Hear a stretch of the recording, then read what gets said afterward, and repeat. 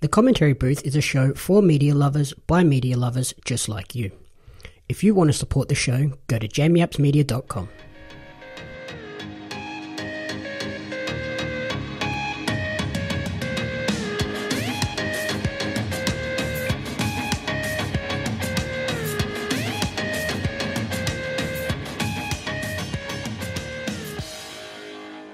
Welcome to the Commentary Booth, the ultimate weekly entertainment recap and review show.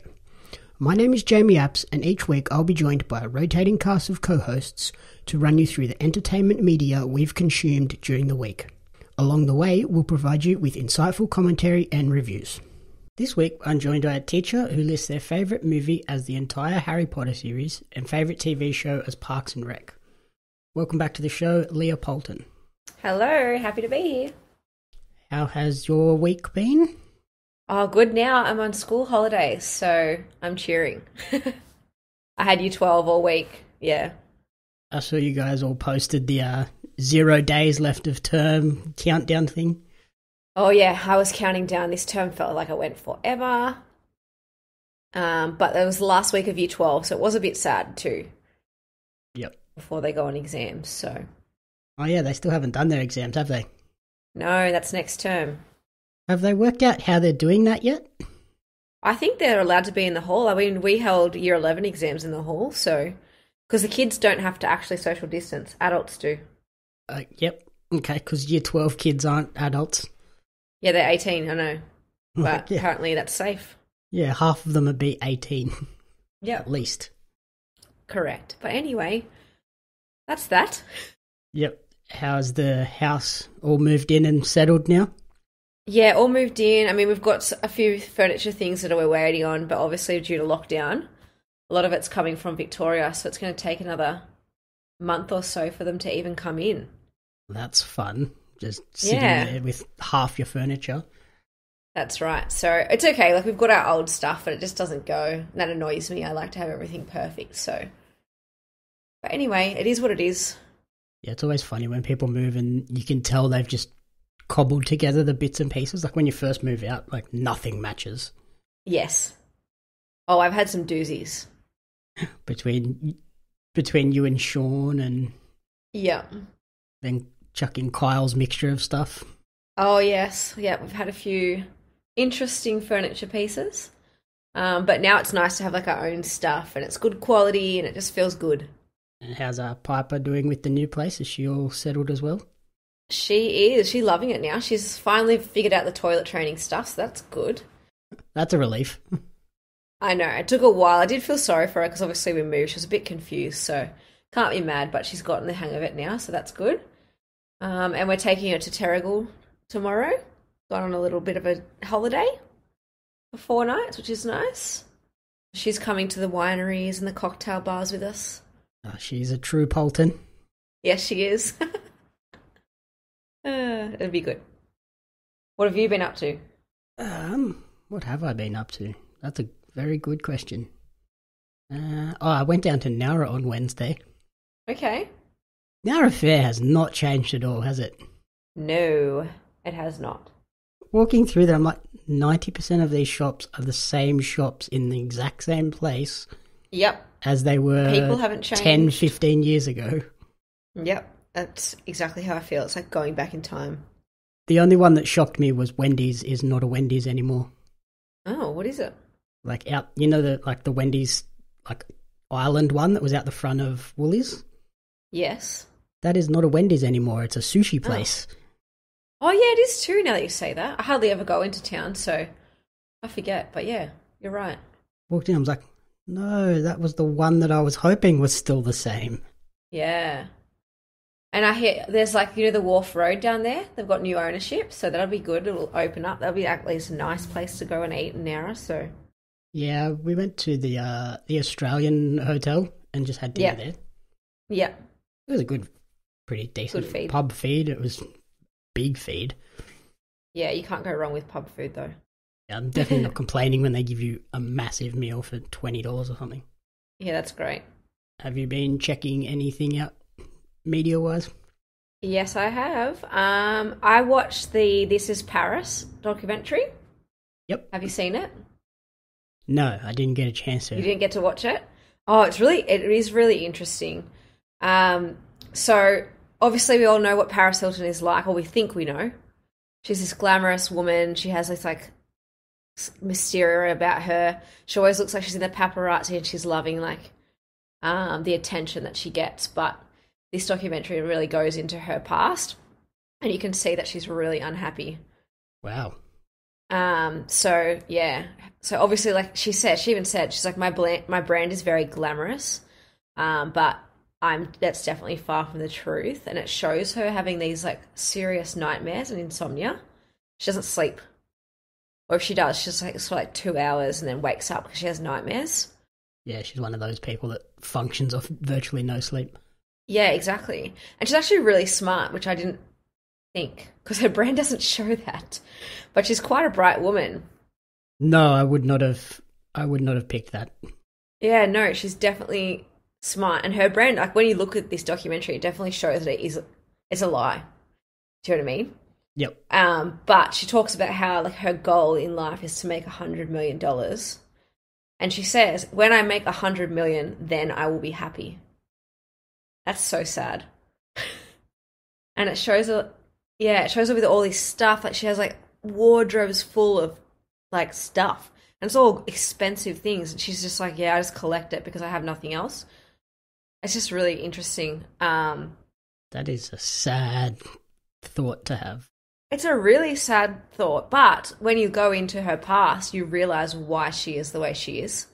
So basically, I'm sure people have heard, but like she talks about how in her childhood, their family's obviously very rich and very wealthy and in like the upper class of New York, and she's clearly troubled. So she goes to like nightclubs underage and just explores like experiments like teenagers do. Right? But her parents, obviously being rich and wealthy, are like, this is not okay. It's hurting our image. So they're like, we're going to send her to a reform school. So this reform school, anyway, Paris goes to bed one night, and in the middle of the night, at like 1 a.m., these 3 men walk into her house and kidnap her. What the heck? Yeah, they take her from her bed and put her in a car, and they don't speak to her. So she's like asking what's going on. Her parents watched her go, never said anything. She's like drives and drives and drives, and they're not telling her anything. So she basically got kidnapped in the middle of the night. That's where her trauma's coming from. She talks about like her nightmares are actually from this kidnapping that occurred. Like she has recurring nightmares of these people coming into her room and taking her. Yeah, that would explain why she can't sleep for extended periods. That's exactly right. Yeah, 100%. So then this school, that gets worse. It's like basically their whole thing is if I can break the kids down, then we can rebuild them into normal, like great human beings. That's their motto. Yep, because that's an appropriate way to deal with human beings and children. Let's just pile on the trauma, hey? So she obviously hates it there because there's so many rules and it's really strict, but it's also like it is bad. At one point, she runs away, and she got beaten, and she got put in solitary confinement naked for 24 hours a day. What the? Is this a school or a prison? Exactly right. And I looked it up. It sounds like some dodgy Eastern European prison. Yeah, I know. It's really hectic. And then I read somewhere that it costs up to $250,000 a year for her parents to send her there. But the parents are looking at the pamphlet. They're not looking at the actual school. They never went there themselves. Yeah, they never actually went and saw how it all worked. Yeah, and it's just really interesting. Like, it shows her life, obviously her current life, and then she's like suffering so much. And at one point, like her and her boyfriend have this massive argument. She's playing at is it not Coachella? I'm thinking, what's the big one over in what's it called? In London. Sean wants to go there. Glastonbury? No, the other one. Tomorrowland. Oh, that's not in England. That's in the Netherlands. Yeah, that one. Anyway, she's playing there, and like she's like, this is the biggest moment of my career, but her and her boyfriend are having a full domestic, and then she's going out on stage and acting all happy. Like she fully like can't properly enjoy it. No, it's just insane. But then when she goes on stage, it's like this camera shine like comes on, and she's just a new person. It's all fake, but it's just yeah. It's actually a really interesting thing to watch. I definitely like enjoyed watching it, but it's very tough to watch because yeah, you just see how messed up she is. Yeah, like looking in from the outside, like what was it? What was that show she was on with? Oh, The Simple Life. Yeah, like you look back in those days and it was just like, these are just two rich kids that have everything and Yeah. are sort of famous just for being famous. Yes, it looks into all of that. And then now you look at it with this light on it and it's like, maybe they shouldn't have been put into that situation at such a young age. And look, she was on there straight after she got out of this school. She does talk about that. And how, like, in The Simple Life, you know how she, like, goes, I don't even know how to use a mop. But at the school, they actually had to mop the floors, and if they didn't, they'd get beaten. So, yeah. It's just interesting. That's on YouTube, yeah? Yes, it's on YouTube. Is it like a YouTube production or was it something that she has made or something? She's made it. She's definitely made it. But I just heard that it was on YouTube and I was like, I'm going to check it out. And I watched the first little bit. I'm like, yep, I'm hooked. I'm going to watch the whole thing. Yeah, it's definitely an interesting, like, yes, YouTube is trying to get into that sort of field of if people want entertainment, come here. Don't just come here for goofy videos. Like, actually come here to watch stuff. Like, they had, like Cobra Kai has just gone to Netflix, but that was originally a YouTube show. Right. So, like, they're trying to push to be a competitor to Netflix in that way. So it wouldn't surprise me if they came to some sort of arrangement where it's on there rather than somewhere else, yeah. Like an HBO or one of the TV stations in America. Yeah, that's cool. What have you been checking out? So I've finally got around after, like, it's been out for ages, but I finally got around to watching Dirty John. Okay, yeah. I've watched season 1 and I'm planning to watch season 2 for a future episode with you. Right. So I've watched season 1 myself and I've listened to the podcast. Yep. Yeah. Really interesting character. Yeah. So it's like this crime anthology. So season 1 focuses on John Meehan, who's played by Eric Banner. And he's basically just this con man who deceives women to get their money and whatever. Yes. And then season 2 is a totally different character. So, oh, interesting! I didn't know that. I like when shows do that, where you don't have to be invested in. You can come back and start a show like this and not be thinking, "Oh man, there's 20 or 30 episodes to get through to catch up." Yes, like right. It's literally just here's the 10. I don't even know if it's 10. I think it might have only been 8, like 8 or 10 episodes, and here you go, and then. If you like it, you can come and watch this next season. You don't feel like, oh, I need to watch this just to catch up and understand the rest.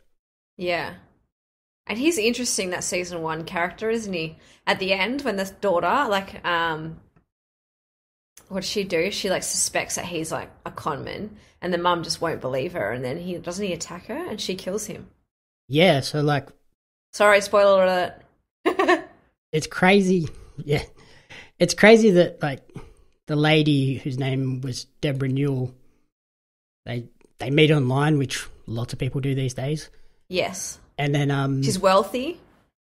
She's smart. She's crazy wealthy, and then he sort of just preys on that, takes advantage, pretends to be an anesthesiologist. Yeah, he dresses up in his nurse scrubs and stuff.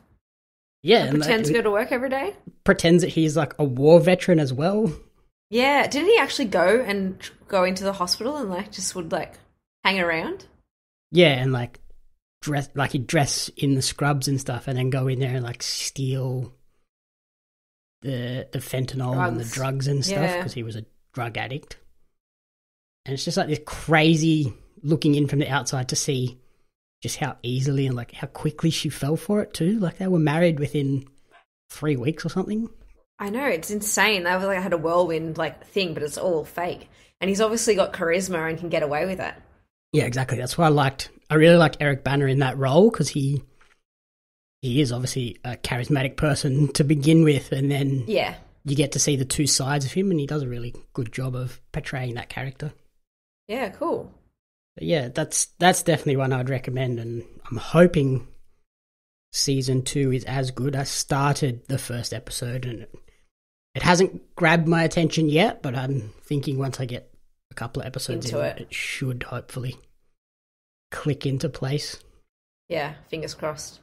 And the other one I watched after seeing, was it Kevin and I think Jazz Ivana both raving about The Social Dilemma. Okay, I've definitely heard about this. Some of the teachers at school were talking about it. Yeah, so it's a Netflix doco about sort of the rise of social media and social media addiction and like the problems that come with that. Yeah. So, can I list links in with Paris Hilton? She talks about how she like invented the selfie, right? And because she was basically the one that created social media, like her fame. And she says, she's like, I regret it because I look at all these girls looking at the mirror, taking selfies for their social media. And she's like, I created a monster. So that was nice to hear her be self-aware. Yeah. Yeah, like it's crazy that I think there was a stat in there and it was something like kids that are like Gen X who have grown up on social media are like 2 or 3 times more likely to have depression and anxiety than people our age who didn't have that, yeah, Facebook and stuff from the age of like 5. Well, they're so impressionable and they think that the internet's the real life. And it's not, because it's all fake. Like, do you know what I mean? And I say it to my high school kids all the time. They're like your Instagram is not the real story. Yeah, exactly. You're not going to put up the bad moments. You're only ever going to put up the good things, and then they feel inadequate. For some reason, people only think that's all there is. They don't realise that there's days where people aren't having a good time. And that's exactly right. And they don't know how to self-manage because they're used to living like their life getting likes. Yep. And if they don't get enough, they feel like depressed. Yeah, like it's got all these people that were involved in building the social platform. So it's got people from Facebook, Twitter, Instagram, and like the people that wrote the algorithms and the guy that invented the like button on Facebook. And even he is like, when we built that, all it was a way of spreading positivity. Yeah. But what it turned into was a measuring stick of that person got this many, I got this many. Yeah, it's sad that happens. I do like that Instagram and Facebook now have... It doesn't show. They don't show that number anymore. Yeah. Like, you can still see it if you click on it and see the list, but it doesn't have 130 or whatever someone's getting on their posts. I think that's smart. Yeah, it's a sort of scary look into the influence that social media has on people, but it didn't really tell me anything that I didn't sort of already understand and realise. Yes. Although it'll be interesting to see that generation grow up and see how they're going to be adults, because there's positive things to it too. Like, I look at my Year 12s and a lot of them are very worldly. They know a lot more about like the issues going on in the world because they have access to it on the internet. Yep. Do you know what I mean? Like, when I was growing up, I didn't see what was going on unless I watched the news, which I never did. Yeah, true. They sort of get fed bits and pieces. Yeah. But like they were saying in this doco, the problem with that though is the algorithms and stuff know what you like, what you'll actually click on and read. Yes. So it kind of just feeds ideas that you already had. It doesn't give you any opposing views. Right. So they were saying like people are more knowledgeable than ever, but they're also more divided than ever because you're only getting, say you're on the right of the political sphere, you're only getting that info, you're not getting anything from the left. And then they're getting vice versa. So it's pushing people further apart whilst educating them more at the same time. So it's like, is it good or bad? Yeah, I guess that's where like media has a responsibility, doesn't it? To show these other perspectives. And then we have to stay woke and look for them. Exactly, and you need to sort of be able to tell the difference between something that is giving you all the facts and is a credible source versus something that is obviously tilted or... Yeah, biased. Yeah, that's right. Interesting. Yeah, I definitely recommend watching it as a teacher and just sort of seeing if there's any... I'm sure there's things that you would watch and be like, oh, yes, I can see that in the kids. Yeah, it is hard. I look at some of my kids now and some of them have like up to 12 hours screen time a day. Yeah. On their phone. I'm like, how do they even have enough time? Yeah, like, they're just on their phone all the time. Like, they don't ever look up. Like, what are you doing? I know, it's sad. It's really sad. Like, you look at it from bullying point of view too. Like, they just have, like, if you're a bully, you have 24-hour access to somebody online. It's scary. At least before, it was literally while you were at school, and then once you were at home, you were sweet, you were safe. Home, you're safe. Yeah, and that's not a thing anymore. That's sad. I think that was probably the scariest thing in it when they were speaking to a few, like, teenagers, and they were, like, asking them what they thought their screen time was for the last 24 hours or whatever. Yeah. And they were all like, oh, like 2 or 3 hours. And then they'd look at it and it was like 8, 10. And they were like, oh. Well, that's the thing. They're not self-aware. And like, yeah, they were literally addicted to their phone. Like, they took their phones away from them for a few hours and they were just like anxious, freaking out. Didn't know. Yep. They didn't know what to do. Like, they didn't know how. Well, that's the thing. They don't know how to self-regulate. How to entertain themselves without their phone in their hand. Exactly. They're just laying in bed like, what do I do? I think that's a responsibility of the parent, isn't it? Like, I look at, there's a couple of parents in mine, they talk about it all the time. And I have this one teacher who gives her son his phone to take to school, and he has it an hour. Like, he's obviously young, but he has it like an hour or two in the afternoon or in the morning. And that's it. And then she's like, yep, phone's away after that. Because they need to learn how to, entertain themselves or do things that don't involve being online. Yeah, like pick up a book. Like these kids, it was in the middle of the afternoon, they're just laying on their bed like, I don't know what to do. Like, go outside, play with the other kids. Yeah, go outside, get sun. Exactly. You have actual friends. You don't need to just be online talking to them. You could actually just go outside and talk to them. Yeah, exactly. I understand why we need social media, but like this weekend I barely used mine and it was actually really good. Yeah, I think that's what I said to my husband. I was like, I'm going to kind of switch off a little bit when we go to Terrigal. Yes, I'll probably take photos and whatever, but I'm just going to be like, no, I got to be in the moment.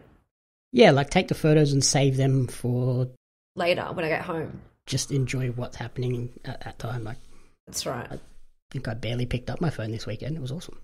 That's good. I watched a heap of movies. Like, I didn't do much, but it was still nice to switch off. Yeah, that's good. What else have you checked out? I've actually been binging a podcast. It's called Voices for Justice. Yep. Have you heard of it? No, but based on the title, it definitely sounds like a Leigha Poulton thing. Yeah, it's really good. Look, it's Sarah Turney is the one who like produces it, and she hosts it as well. And Sarah Turney is actually the daughter of Michael Turney, who is suspected of murdering her sister, Alyssa. Oh. Yeah, so it's really cool to hear from someone who was in it. So anyway, Sarah Turney gives insight into her father and her sister's disappearance. So the story features like Alyssa Turney was 17 when she went missing. She went to school that day.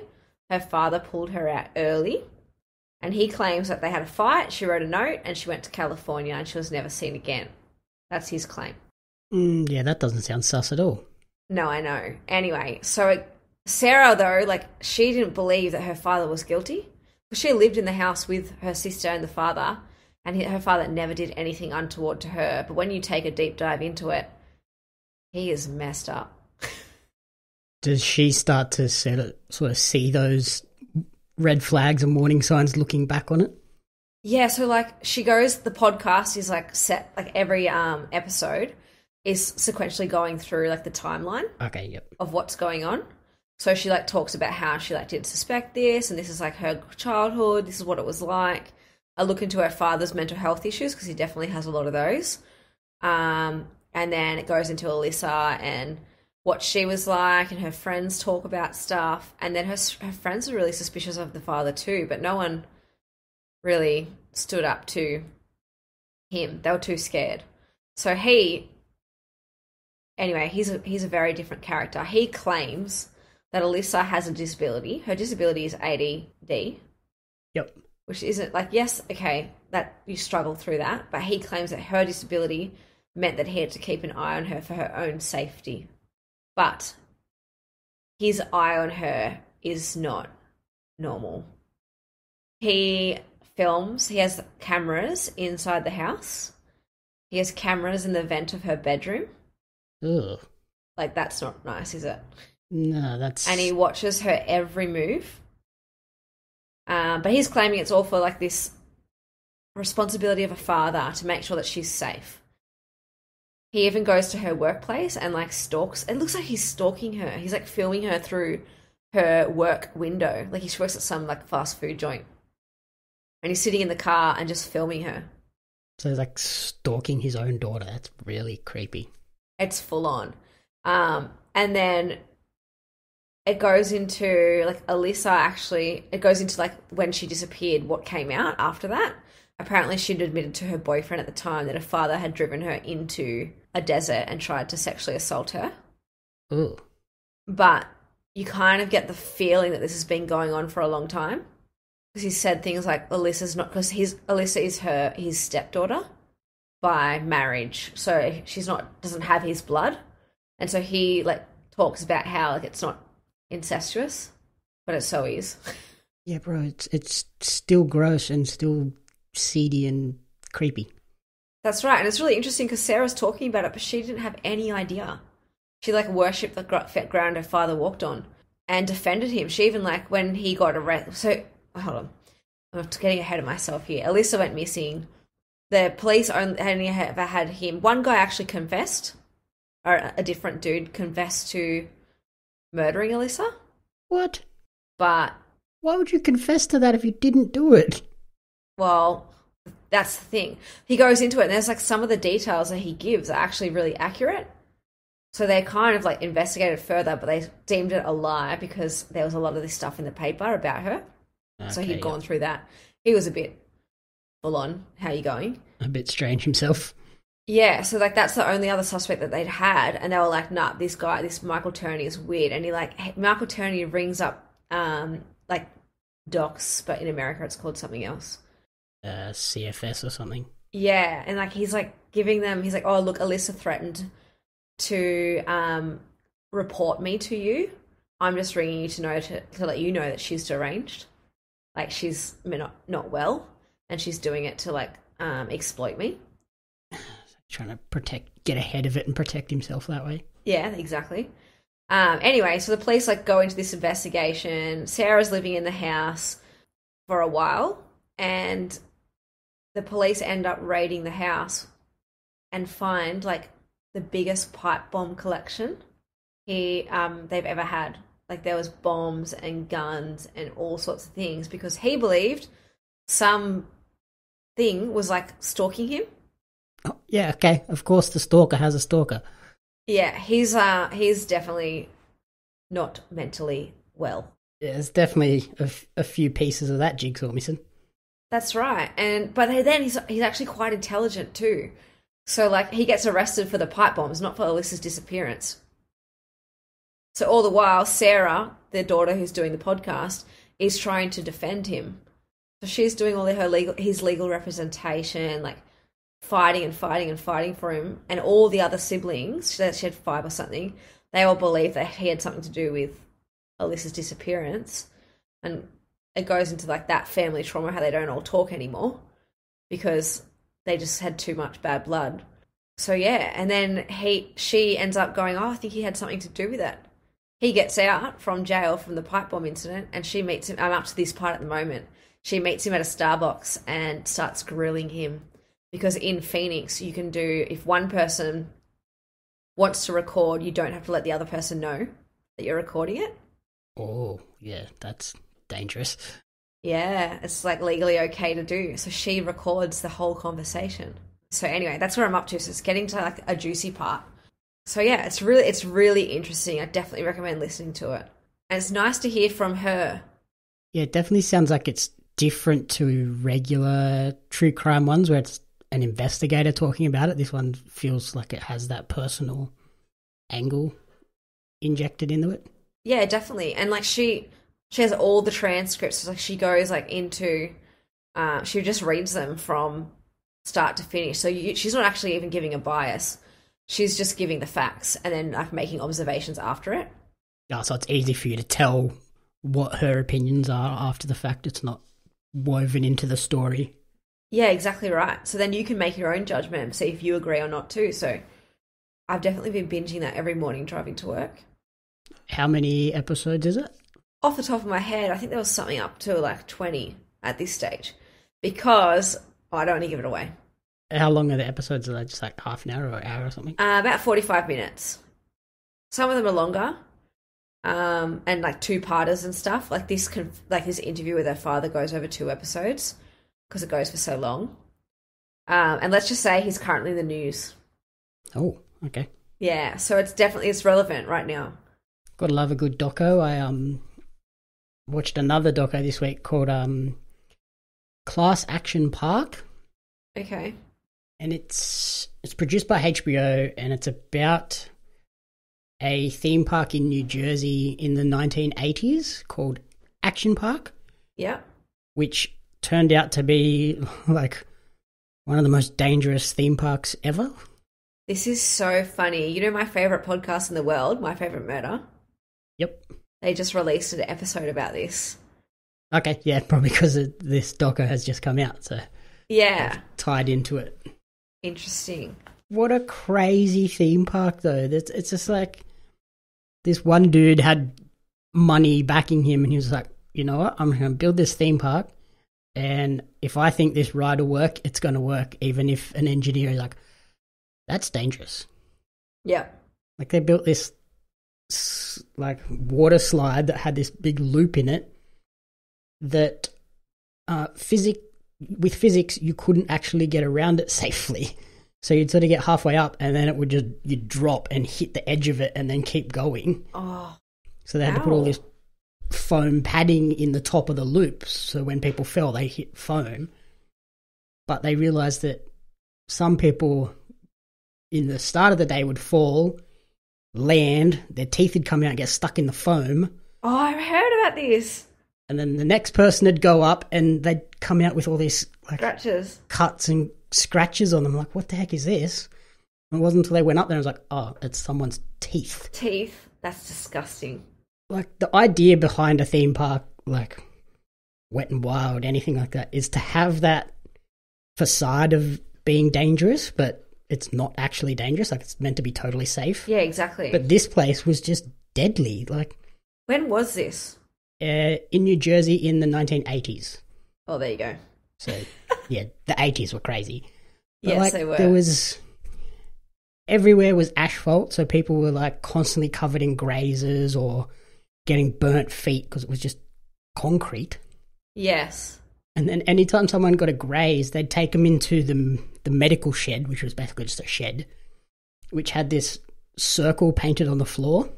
Yeah. And they'd say, stand in here. People would stand in the circle, and then they had this orange spray, which was basically just death hole and like... disinfectant, yeah. Disinfectant alcohol. And if you stayed in the circle the whole time after they sprayed you, you got a free pass to come back next time. I think they were saying out of all the people they sprayed, they gave out 3 free passes. Wow. Because people just have these massive grazes all down one side of them, and they just spray this straight alcohol on you, and you'd be like, oh my God, that's the worst pain ever. Yeah, that would burn. There was one part they were saying this big, like, muscly bodybuilder type guy had a graze down one arm and down his leg. They sprayed his arm, and then like, oh, now we've got to do your leg, and he just refused. He was like, no. He wouldn't do it, yeah. It was the worst pain ever. I'm not doing it. And they're like, it's going to get like massively infected. but he wouldn't do it. Oh, that's gross. How long? I wonder how long they stayed open. Does it say? They were open through the 80s into the 90s, so they were open for a while. Wow. And it's now reopened under a new owner and different name and all safety improvements. Yeah, you'd have to. But 2 people died in their wave pool. Oh. Because this pool the waves were too big to start with. Yep. They had this one section where they just called it the death zone, so people would, the water was deep and it was murky. Right. So if someone went under... You couldn't find them, couldn't see. The lifeguards couldn't actually see them. They had to constantly, every 10 minutes, they'd have to stop the waves, empty the pool, check, and then people could go back in. That's not okay. That is not okay. 2 people drowned. Another person died on the toboggan ride. Yeah. Because half of the brakes on the toboggans didn't work. And they didn't have a proper engineer come and make sure that it wasn't possible to go flying off the edge. So if the brakes didn't work and you didn't brake in a certain spot, you would just fly off the top of this corner. Oh, wow. And this one guy flew off a corner, his head on a rock, died. Yeah. Another person was electrocuted it was river rapids. What?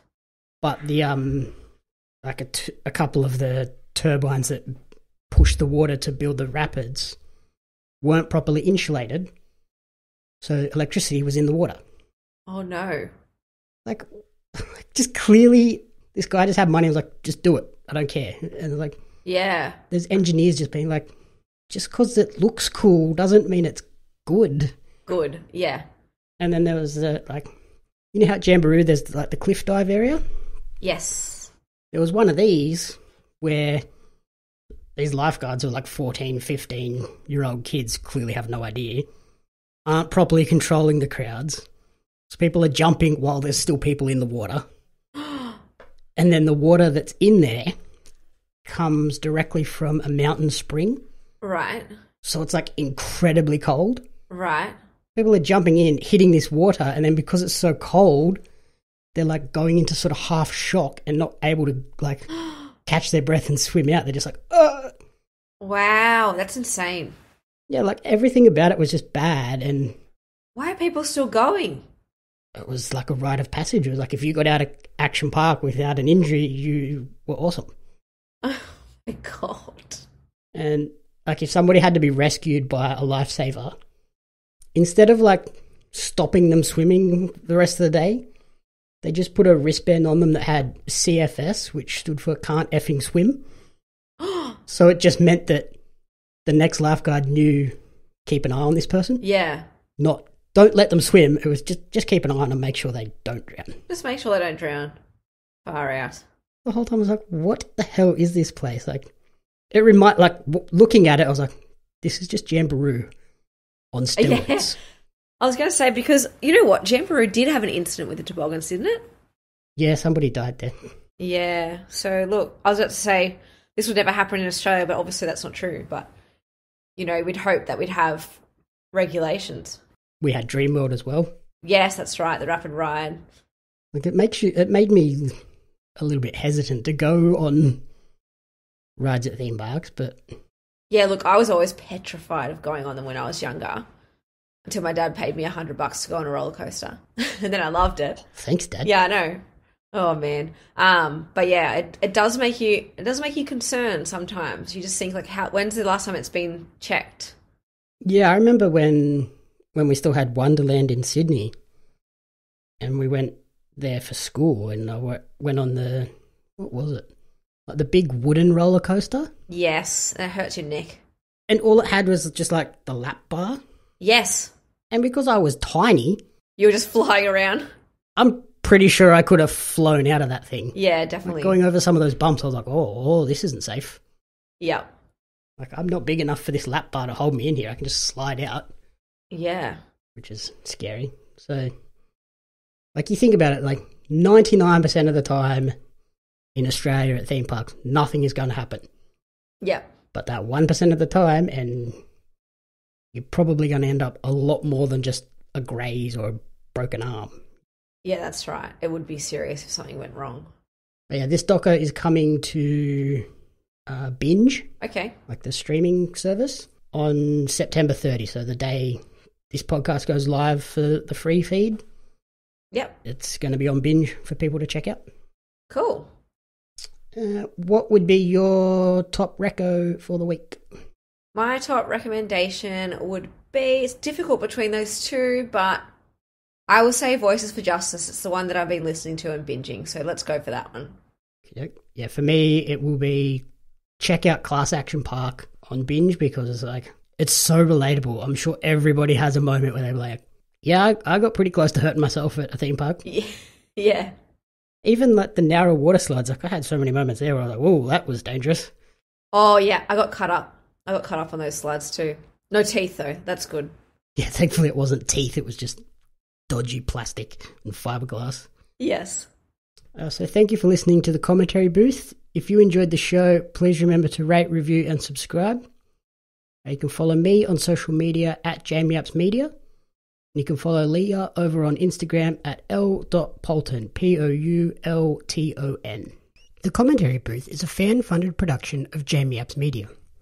You can support the podcast alongside our magazine Jamzine over on Patreon at patreon.com/Jamie Apps Media. The following people supported at the Jam publisher level or higher, and you cannot fathom how incredibly appreciative we are for their support. Brian and June Hart, Courtney Paulson, Tracy Apps.